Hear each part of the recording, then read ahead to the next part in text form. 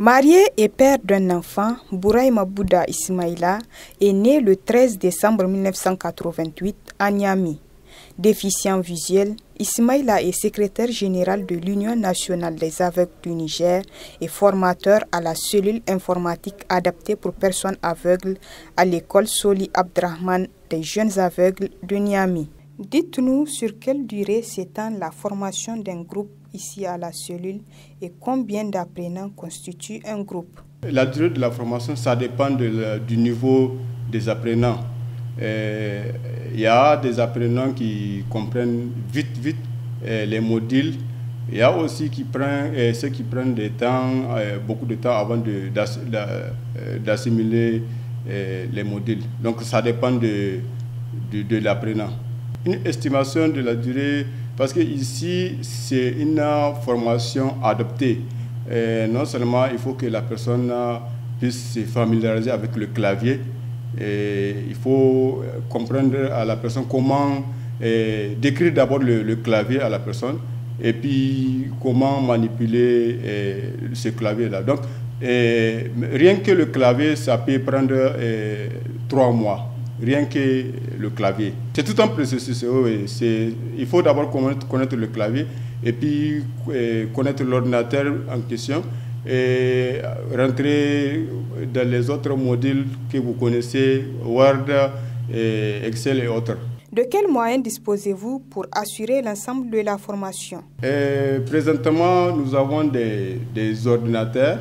C'est des vieux ordinateurs utilisés par d'autres partenaires qu'on a adressé des demandes et ils nous ont légué ces ordinateurs. Et nous avons aussi des logiciels, les lecteurs d'écran JAWS, parce que tous les ordinateurs qui sont ici sont dotés de ce logiciel permettant à l'ordinateur de lire ce qui est écrit à l'écran, parce qu'une personne aveugle ne peut pas travailler avec l'ordinateur sans entendre la voix du lecteur d'écran là.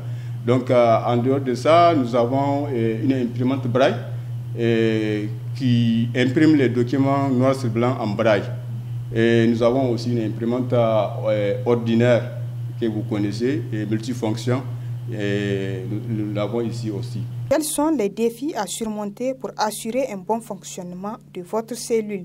Parmi les défis ou les problèmes, il y a d'abord la connexion Internet, parce que la salle informatique n'est pas connectée. On n'a pas la connexion Internet.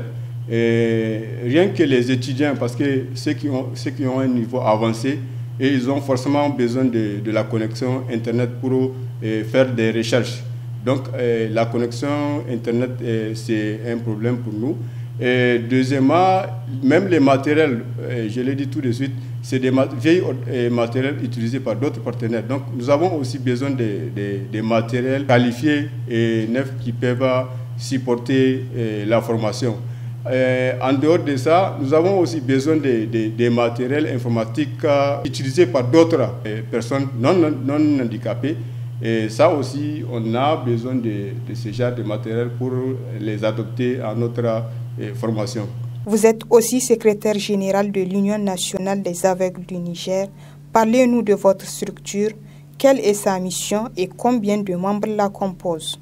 L'Union nationale des aveugles du Niger est une organisation créée en octobre 1974.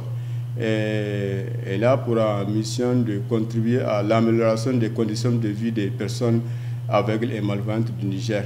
Parmi ces objectifs, il y a la promotion de l'éducation, l'instruction et la formation professionnelle des personnes aveugles au Niger. Le bureau exécutif est composé de 16 membres.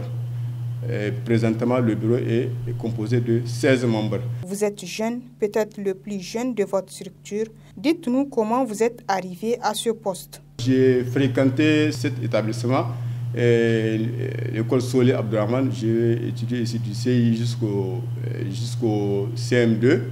Et après avoir obtenu mon CFPD, j'étais parti faire le CGNTLA, donc j'ai obtenu mon BPC là-bas et continué au lycée Issa Krombe là-bas aussi j'ai obtenu mon bac. Donc à partir de là-bas, j'ai commencé à militer dans le comité national des jeunes aveugles du Niger. Parce que l'UNAN a un comité national des jeunes aveugles. Donc j'étais président de ce comité national des jeunes aveugles du Niger pendant 4 ans, et avant d'être élu secrétaire général du bureau exécutif national de l'Union nationale des aveugles du Niger en août 2019. Fruit de l'École nationale des jeunes aveugles du Niger, Ismaïla n'est-il pas un exemple de réussite à encourager? Ce reportage a été réalisé grâce à l'appui de l'IMS.